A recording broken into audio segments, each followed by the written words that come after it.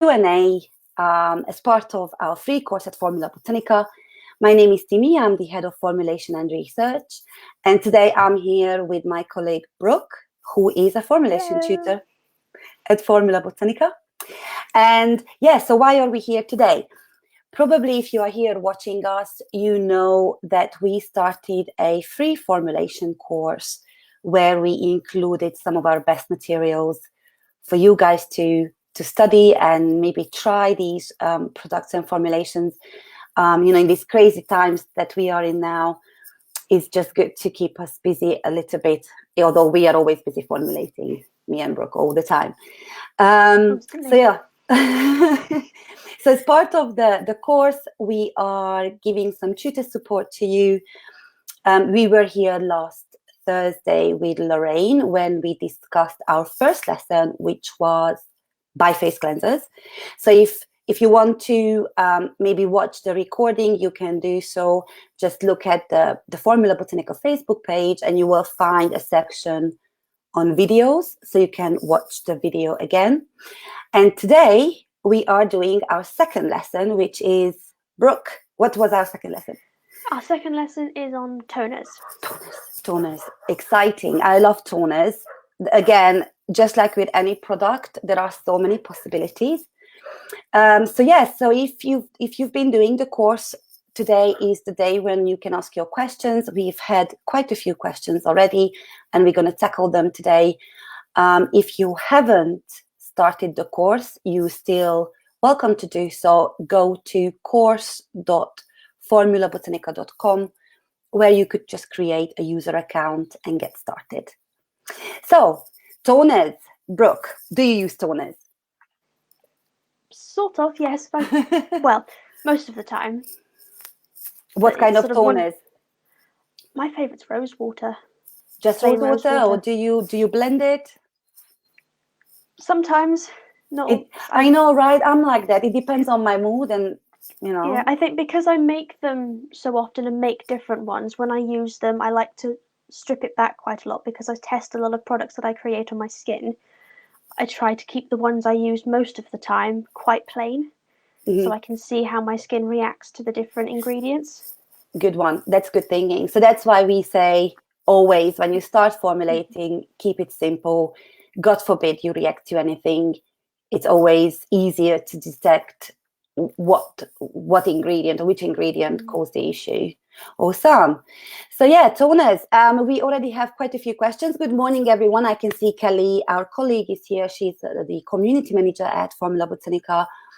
Hi, everyone. We've got Sarah, Saul, Rogaye, Arpin. Oh my God, there are so many of you. Welcome. Good to have you with us.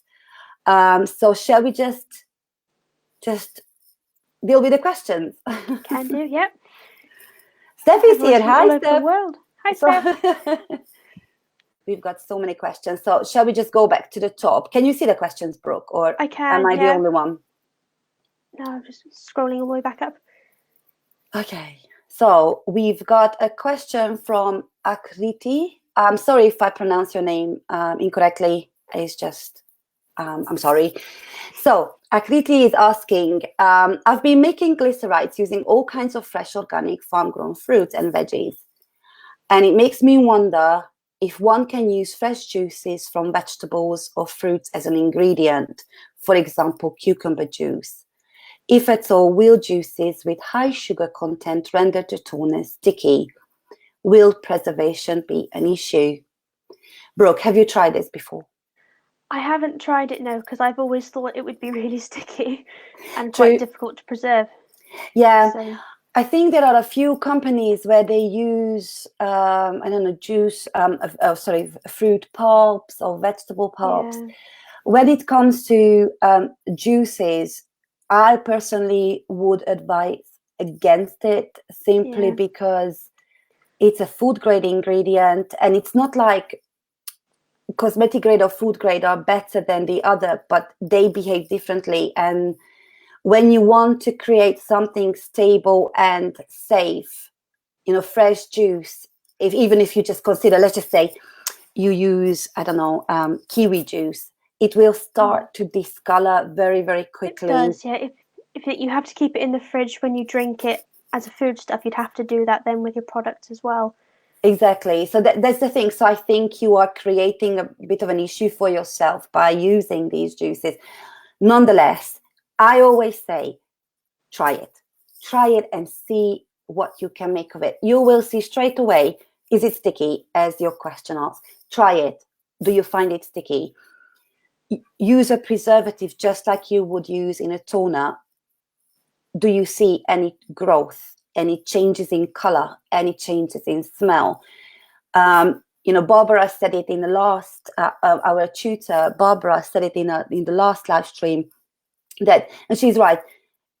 You often have microorganisms growing in your product and you're not seeing it. So just because you don't see visual changes, it doesn't mean your product is safe.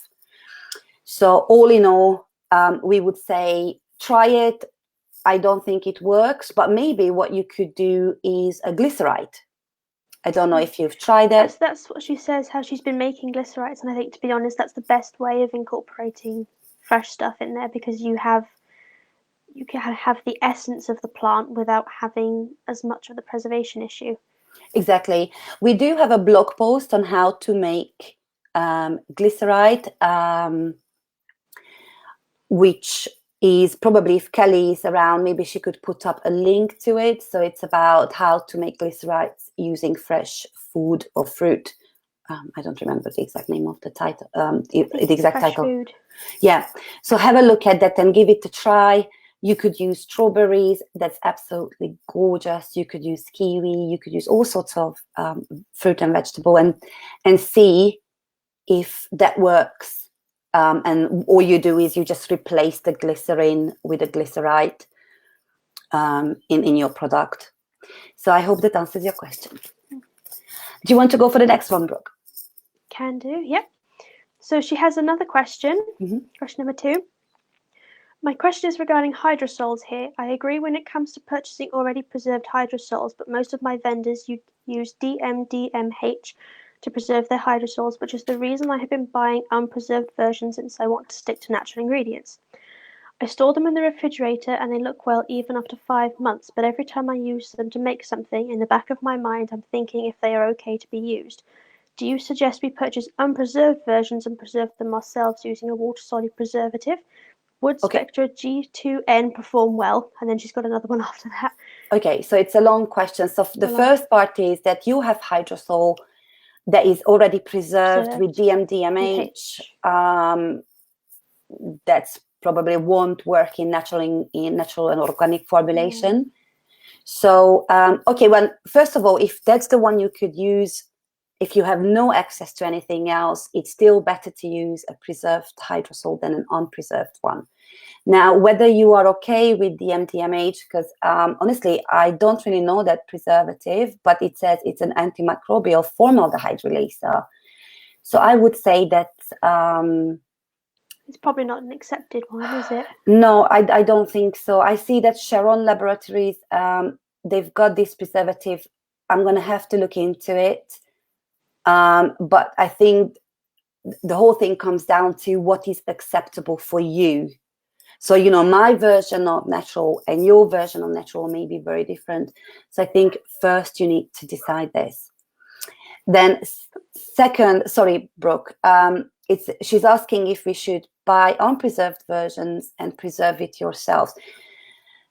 Is there something you wanted to add to this, Brooke? Sorry. No. I was going to start the next one. Okay, so here the thing with hydrosols is, and if you buy unpreserved one, that if you imagine how the whole manufacturing process is happening, and then let's just say you've got, let's just say something, a 20 kilo hydrosol, and the supplier purchases it, and then they would pour them into 250 ml bottle. So every time they open the giant container and they want to portion it, you know, it is open, introducing bacteria and exactly microorganisms. So it's open for contamination. So quite often it happens that when you buy unpreserved hydrosols, chances are that there are already contamination in that in that hydrosol. So that's a bit of an issue with unpreserved versions. Again, we have a blog post about this, about preserved and unpreserved hydrosol. Kelly, I don't know if you can put the link up for me, please. Don't ask me the title, but if you just type in hydrosol, I'm sure you will find it. If you want to preserve these yourself, you could do so, but as I said, chances are that the hydrosol is already contaminated. What you could do a mini challenge test. So you get one of those dip slides where you just dip it into the product and you close it and you leave it, and it will start showing you growth or no growth, depending on what there is in the hydrosol. So, and go on. Spectra said G2N, isn't that oil soluble, that one? I need to have the inky again. When it comes fairly sure that one's oil soluble. Well, have a look. Would you have a look quickly? Yep. When it comes to choosing a preservative for your pure hydrosol, so we're not talking about product, but actual hydrosol, it's very difficult to suggest which one you should use. Actually, it's very difficult to suggest a preservative for anything because it all depends on what other thing is in there. Most of the time when you buy preserved hydrosols, they would be preserved with potassium sorbate and sodium benzoate. They use this preservative in very small amount. Whether SpectraStrat G2N would perform well, let's just find out the inky quickly. Just bear with us. Just trying to find it. It's SpectraStat from Inolex. Okay, got it. It should work, but again, you need to do your test. So just because you choose one preservative, you have to see it and see how it performs. When it comes to preserving your own hydrosol, the issue can always be that you preserve it great. It's oil soluble. Is it? According to the listing on Skin Chakra, yeah. Okay, well, in that case, it won't work. You'd have to use one like potassium sorbate instead. Yeah, this is one of the Oxyl series, I think.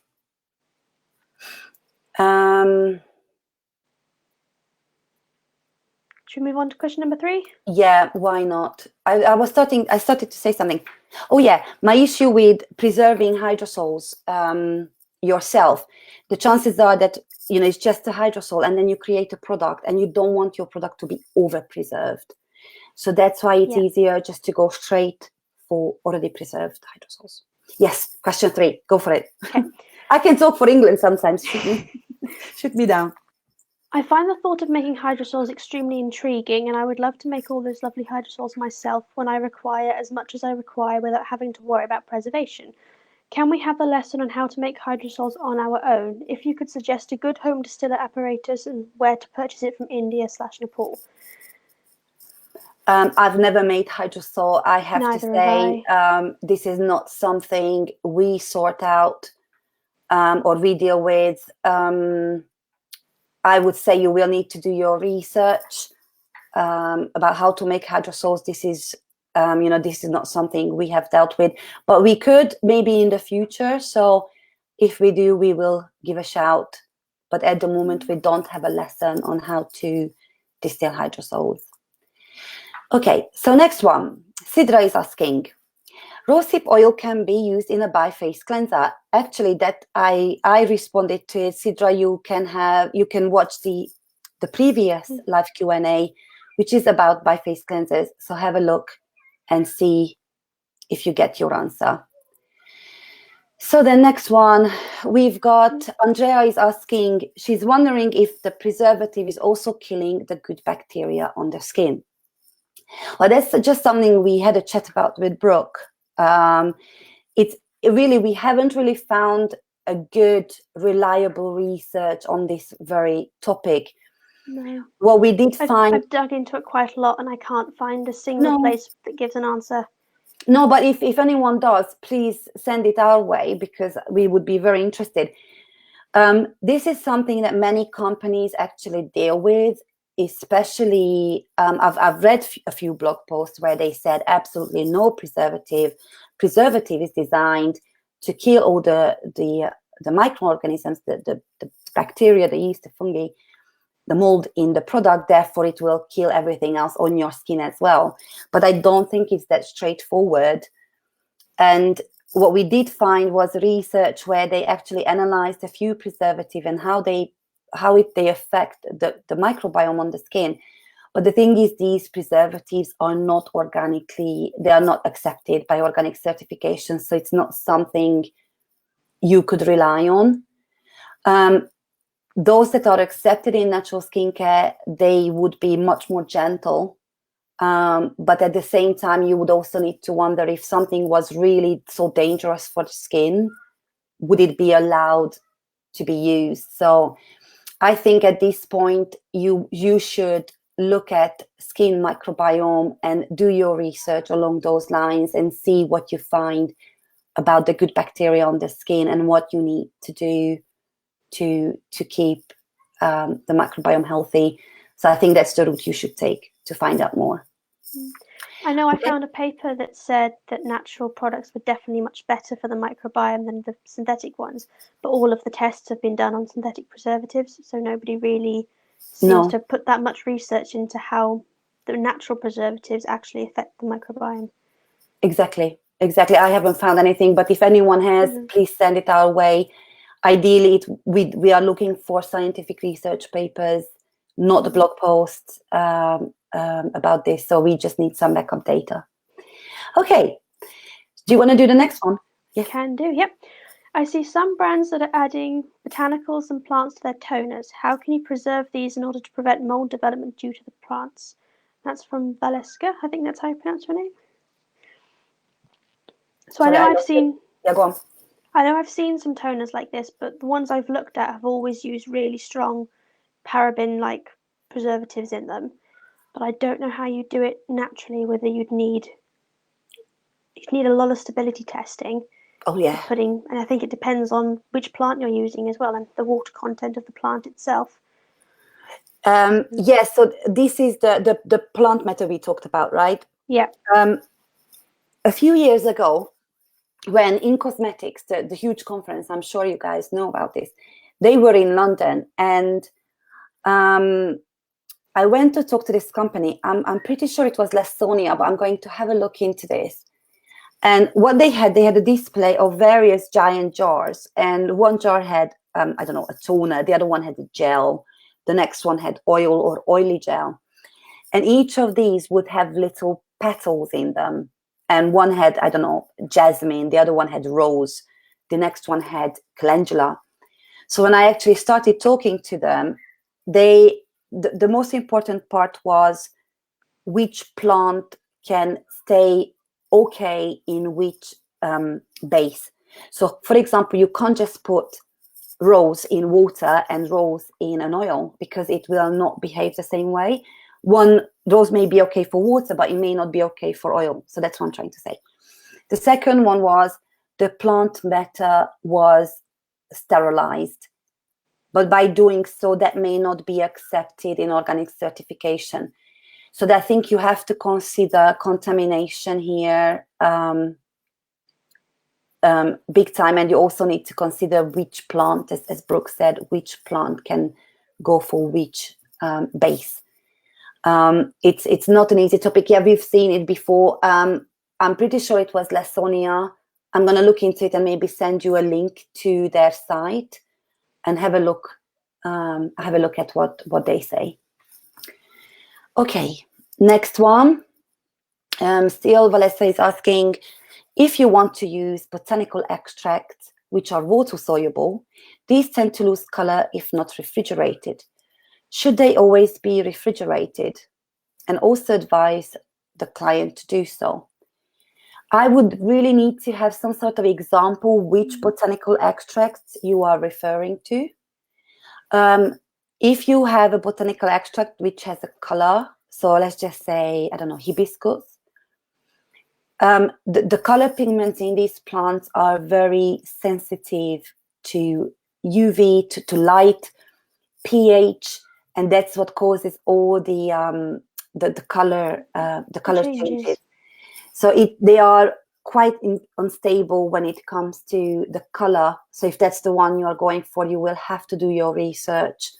It's not an easy thing to do with water-soluble extracts, especially if you're going for color.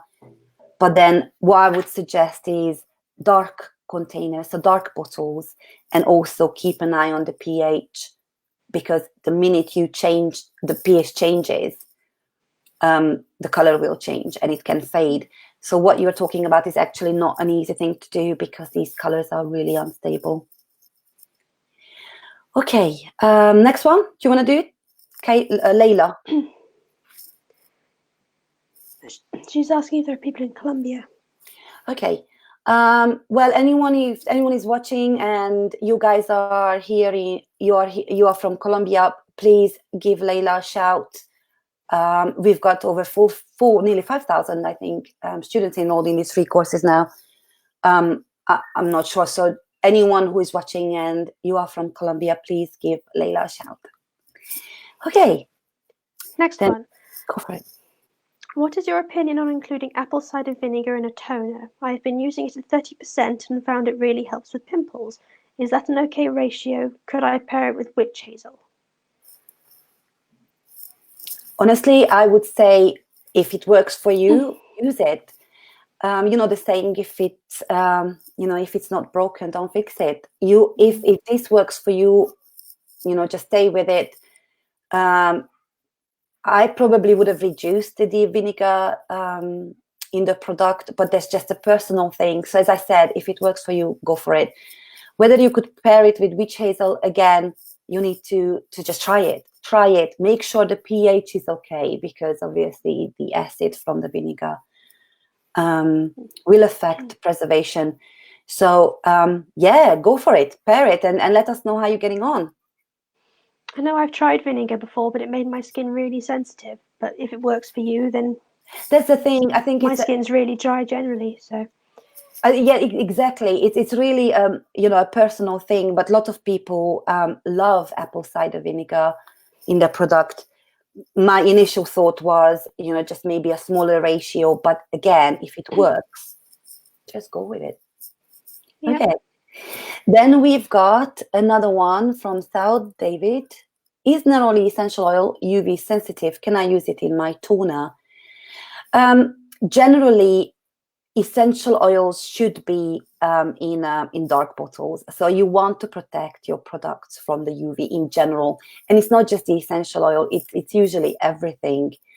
Light affects your product. It's as simple as that. So if you could try a little stability testing where you have your toner in a transparent bottle and in a brown bottle or the blue bottles, and leave it on the windowsill in the sunlight, and then just take notes of the changes. Can you see scent change? Can you see anything floating maybe? Just watch your product and see how it behaves. But I would say, just try to avoid sunlight on any of your products. And yes, of course, you can use it in your toner. You can use whatever you want. Okay. I know I try and put all mine in little dark bottles just as a rule.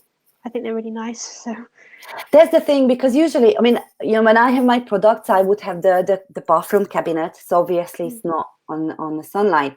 But it happened that, I'm just mucking about and I left it on the windowsill. And the point of these tests are that you need to imagine how your customers may use it. And if they are like me, who is just all over the place, then, you want to make sure that if I do forget it on the windowsill, it will still work. It will still have the same scent, the color, and it won't get ruined. So that's the idea of all these tests. That's why they're so vital, isn't it? Yeah. Okie dokie, next one. Go on. Can we use these toners for business purposes? If you mean you want to sell it, well, you'd have to do the course, wouldn't you? Yeah, You'd ideally, have to do yes. the full diploma. And not to mention, you will have to do all the testing. So it's I'm not entirely sure what you mean by using the toners for business purposes. So if you are here, Rogaya, do give us a shout. But yeah, the course will help you start your business, definitely. Next one is from Anya. I have problems buying ingredients currently. Will I have access to this mini course for longer? Oh, Mama, I don't know. I'm not gonna have to ask this. I know it's live, but whether we take it offline, I have a feeling we will take it offline. But what it is, when you are in the e-learning platform, you can download the PDF documents. You can keep the materials. So even if you will not have access, you can still keep the course materials. I'm going to confirm it, but I have a feeling it will come offline in a couple of weeks' time. So I hope that helps. It is a problem at the moment. I mean, we are in the UK. We can still get ingredients, but I know that in some parts of the world, it is a problem at the moment to get ingredients. But try to use whatever you have at home, or maybe I'm not sure where you are, Anya. Here, I can go to the local shop and I could get rose water. I could get extra virgin olive oil. So you could just try whatever you can get your hands on. Okay, next one is from Mayank. Do you want to go for it? Can do. Yeah. Is there any tool or website which can provide me how much any specific ingredient I can use in a toner or any skincare product I want to make? I think the answer to that would be do the full course. Exactly. Well, even that, but also the supplier. So wherever you buy your ingredients from, I can't speak today. Should tell you, shouldn't they? Exactly. Yeah. A good supplier would provide you with, the details on the ingredient, the common name, the inky name, how you use it, how much you use. They should also provide you with the paperwork, such as the safety data sheets, and so on, and the sensitizers, depending on what you buy. So yeah, you always refer back to the supplier for specific ingredients. But when you do a full course if you do a full course with Formula Botanica, we do give a general ratio for various ingredient groups. So yeah, there are a few ways, but there is no one website where there's not one website where you could just go and type in, okay, I want to use, I don't know, pentanol, and they give you an average usage ratio. So check it with your supplier. Brooke, you've got some things flying behind you. I know. I thought it was my computer. No, there's a fly in here. As long as it's a fly, okay, cool. Yep. Okay. I think with that question as well, a lot of suppliers do frame formulations as well, don't they? They give you formulations as a rough guide of how to use the products. Exactly. And this is why it's a good thing to always go back to the supplier. If you feel they don't communicate well with you, then you may need to look for a different one. It really depends on the supplier and where you are. I don't know if you've noticed that we have a very short supplier guide as part of the free course. As part of the original course, all of our courses, we have, I don't even know how many pages that supplier guide is, much, much more. It's expanded version. So this is the short version, and we've got the original version with, I don't even know how many pages, full of suppliers. You also need to consider that you may need to import. I mean, I even though we are in the UK and we do have good access to ingredients, I often get things from Europe or even from the States, depending on what I'm working on. So, okay, I lost. I don't know where we were. Sorry. Do you remember where we were? Amanda's next, I think. Okay, so Amanda is asking, I've seen quite a few brands selling rose hydrolytes without any preservatives. Would there be any issue? Well, we've covered that in the beginning of this, in this Q&A. Ideally, you would want to go for something that is already preserved. However, we have had mean, I've tried hydrosols that were not preserved and they were perfectly fine. It's very difficult to say if there would be any issues. I would say get a few samples from them and maybe do a mini challenge test with the little dip slides where you could check if they are contaminated or not. That's the best I can recommend. In general, you'd be better off with preservatives rather, especially for cosmetics. Kelly has posted a link, so if you go to the comments, she posted a link to one of our blog posts about contaminated hydrosols. So I hope that helps. Do you know where we are, Brooke? I think so. Virginia. Yep, Virginia's next. So, what amount of acid or sodium bicarbonate do you have to start to add if you need to lower or raise the pH? So that depends quite strongly on how much you need to raise the pH by. But you normally buy them in about 80% dilutions, don't you? And then you dilute it down further.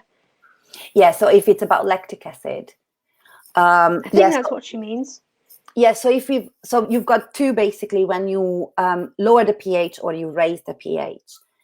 One is if you lower it, we tend to use either lactic acid, which you buy it, as Brooke said, at 80% concentration, and then you dilute it with distilled water to get 40% or 25% or whatever. Now you do the same with sodium bicarbonate, but usually that's a powder. So what it means, you need to create a solution.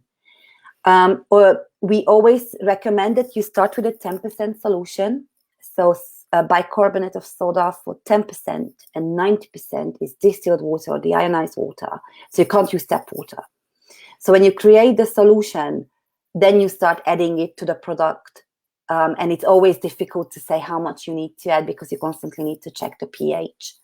So as I said again, create a solution, start with a 10%, and use that solution to either raise or lower the pH. Without making things complicated, I always recommend have different solutions. So you could have a 10%, a 20%, a 40% solution. You need to be careful which one you use because you don't want the pH to drop or raise too fast, especially if you have the preservative in it already. So a good place to start is 10% solution. I hope that helps. Okay, now we are down to Kelly's comments now. Jennifer is saying, hi, Jennifer. Hi, Jessica. Good to have you with us. Madiha. Okay. Some chemical pills have low pH around 3.5. Does it irritate the skin? Because much lower than the skin's pH. Well, chemical pills are not something that we deal with in the course. It is a low pH. So if I recommend that anyone who deals with chemical pills, they do it with someone who is qualified to use these. I hope that helps. Okay, Marie. Hi, Marie. Good to see you. Marie is asking if we have any recommendations of excellent quality essential oils in the UK. What do you use, Brooke? Do you have a favorite supplier for essential oils? I have quite a few actually. I really like the Naissance as a supplier in general. Naissance? Yeah. I think that's my favorite because they have such a wide range of different products and you can get them all in one place. And you can get them from Amazon, which is very helpful. Yes, we do have a storefront. So Kelly, maybe if you are here, could you put up a link to our Formula Botanica storefront on Amazon? And I'm pretty sure we do have some links to Naissance essential oils there. My recommendation would be two. One is a website called Makers Ingredients. I'm not sure if you are familiar with ON3. They are the wholesale company, and the Makers Ingredients is actually the retail site, so you can buy it in smaller quantities. They are absolutely fantastic, and even for carrier oils. And another one, which I try to use as much as I can, but they are so expensive, but they are so good, is NHR oils. So NHR oils is absolutely superb. They are in the UK. One of my favorite suppliers. As I said, the price is a bit higher, but I do feel that, you know, you get what you pay for. So it's really great. So we've got Naissance, Maker's Ingredients, and NHR oils. I'm sure that others will have other recommendations. So if you guys are watching and you are in the UK, please tell us your favorite supplier for essential oils in the UK. Okay. Jessica. So Jessica is saying that she can't get any ingredients shipped to her country at the moment, so she'll download the course materials. Yes, absolutely. Just download the materials. If you feel you don't have enough to work on the formulations, no worries. That's yours to keep. So just download the PDF materials. You won't be able to download the videos, but you will be able to download and keep the PDF. So yeah, go for it. Next one, Marie is asking, any recommendations of good product producer testing? I'm not sure what you are asking, Marie. I'm sorry. Am I being slow? What do you mean good producer testing? As in stability testing, challenge testing? So do let us know what you mean. I'm not sure. Brooke, what do you think? I don't know if Marie is around. Of testing. Oh, Marie is here. Marie, what do you mean by producer testing? Is it, you mean product testing? Because I can see you are around. Product testing, yay! Yes. Okay. So remember, in the EU3 testing, we've got challenge testing for preservatives, stability testing, and safety assessment.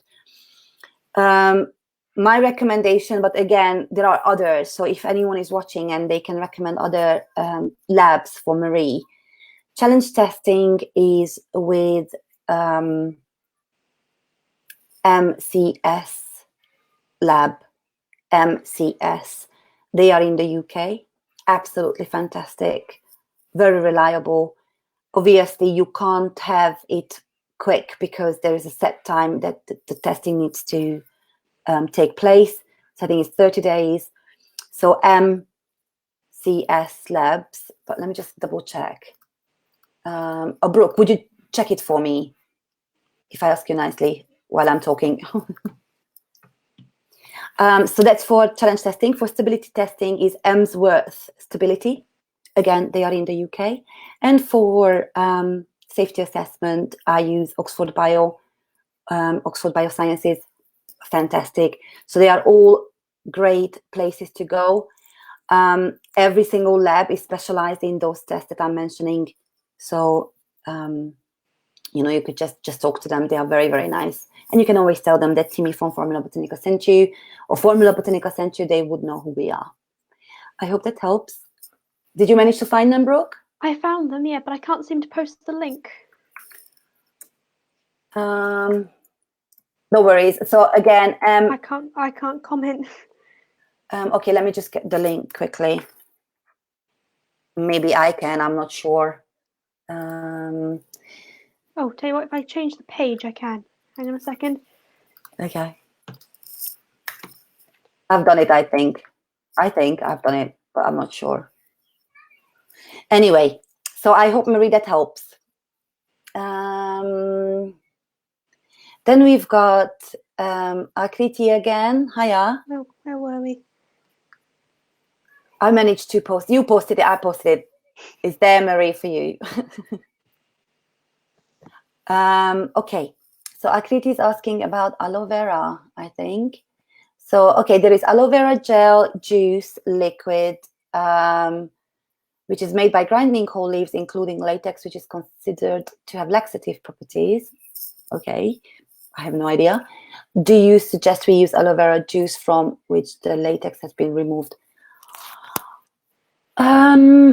I'm not sure, to be honest, because it sounds to me that the ones that you are mentioning is actually for consumption. And what you need aloe vera for is cosmetics. So you need to try them and see how they behave. You in a can get cosmetic. specific ones for cosmetics. Exactly, and you could get the dried powder as well. And so often people find it easier to use because you don't need to have the preservative in them because it's in a powder form, so you dilute it. I would suggest that look for aloe vera that is specifically for cosmetics, because I have a feeling what you are listing here is more for consumption, and that's not the same. Not if you want a good product with long shelf life. Okay. Then we've got Akriti again. She's asking, how will ingredients with high electrolyte content affect the stability of the toners? For example, I've had major emulsion fails due to aloe juice. If I use juice in toners, is chelator necessary? Chelator is always good to add in any product that has water. I haven't really had issues with aloe in toners. I would say you need to see it and do a stability test on your product with aloe juice. Again, it also depends on what other ingredients you use, so it's not a straightforward answer. I hope that helps. It never is when it comes to testing, is it? It isn't, and when I looked at the questions before we started live stream, it's obvious that preservation is often an issue for formulators. And the problem with preservation is that there is never one preservative where I can say, okay, XYZ will work for this toner. Another one will work for emulsion, because it doesn't work like that. When you want to preserve a formulation, whether it's a toner or an emulsion, you need to consider how you're going to package it. So there are a few things you need to consider, and this is just a very, very simple breakdown. How are you going to package it? For example, is your product is it going to be in a jar, or is it going to be in an airless bottle? Big difference. It will affect the preservative as well as the stability. Then you need to consider what other ingredients you are using. So, for example, are you using 5 ingredients or are you using 20? Then they may react, they may work well, you just don't know. Then you also need to consider how the customer will use it. Will you ship it? Will you ship it long distance? What about the temperature? So are you in a hot country or are you in a cold country? Every single factor will affect preservation. So, when we often get asked from students, can I use XYZ preservative in this product? We can't tell you. You need to try it, because there are so many factors you need to consider that you just can't give a black and white answer. So yeah, that's preservation. It's a big topic. If you are interested, we do have a full course dedicated for preservatives. It's a great course. I think it's an eye-opener, and we try to make your life easier by creating all sorts of charts and breakdowns, but at the end of the day, there is not one preservative that fits all products. I hope that helps. Okay, I think we're kind of finishing the questions. Marie, I'm not sure, I think, aren't you a student with us? In our diploma course, we have a section on legalities. So Marie is basically asking what tests she would need to have to legally sell the products. The course will deal with the legalities, but basically all the things I've just mentioned. So you need stability test, challenge test, and safety assessment. These will depend on which product, because some are not necessary to have. It depends on the product. Okay, we've got one more. I think we've reached the end of them. Yeah, and Ngozi is saying, can I have the names of the essential oil suppliers that you just mentioned? If you scroll up above, Kelly has posted all the links of the 3 suppliers that we talked about. Kelly, if you could maybe add the makers' ingredients, because ON3 is a wholesale company, and the very same company has another site called makersingredients.com, I think. Yeah, and Ngozi, if you scroll up a bit, Kelly has already posted the links for you. Okay. Yes, thank you very much. I think this was all the questions we've had up until now. thank you ever so much for asking them. It just shows that you guys are really thinking about the products you are making, and it's great, because the whole idea of formulating is that you don't follow recipes. So we give you formulations to get you started, but at the end of the day, it's really down to you, what you want to do, what you imagine, your inspirations and imagination. So keep that up. All these questions just show us that you are on the right path. And I'm so glad that we managed to help you with that. Yeah, so is there anything else, Brooke, that we should talk about, you think, or we covered? I think we've covered all of it. Oh, Amanda is asking, is the Diploma of Skincare Formulation course starting anytime soon? When's our next enrollment? Well, we will have, let me just find you. The next one is the Entrepreneur Program, which is starting, bear with me. I'm always April, isn't it? Yeah, I'm always so bad with dates.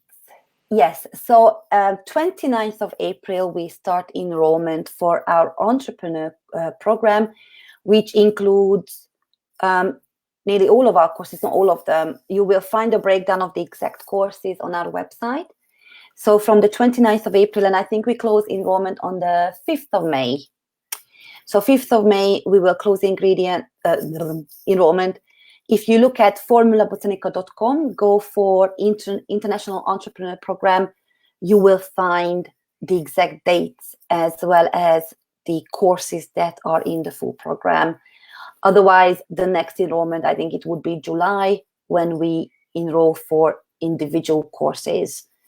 Yeah, it's in July. Thank you. Again, a colleague has posted, feel free to email hello@formulabotanica.com so they can talk to you about enrollment. I hope you are enjoying the course. Thank you ever so much for joining us. We will be here next week, Thursday at 2 o'clock. I think it will be with Lorraine, because that would be our last live Q&A, and we will be dealing with the next lesson. If you are taking the course now, the next lesson is live next week, Monday, I believe. So keep an eye out, and I hope to see you, well, next week. Again, you can watch this webinar again, so this live Q&A again. It will stay on the page. So yeah, just enjoy formulating, and do let us know how you're getting on. Oh, before I forget, don't forget to tag us. So use hashtag Formula Botanica to post your formulations. I can't speak. I don't know what's going on with me today. I think it's because I'm going on holiday. Well, actually, I'm taking a few days off, but I'm already in the holiday mode. So do show us on Instagram what you're making. Yeah, so I hope to see you next week. Brooke, you don't want to say goodbye? No, you want to go? You want to stay? Bye, everyone. Bye, guys. Bye. Enjoy your formulating.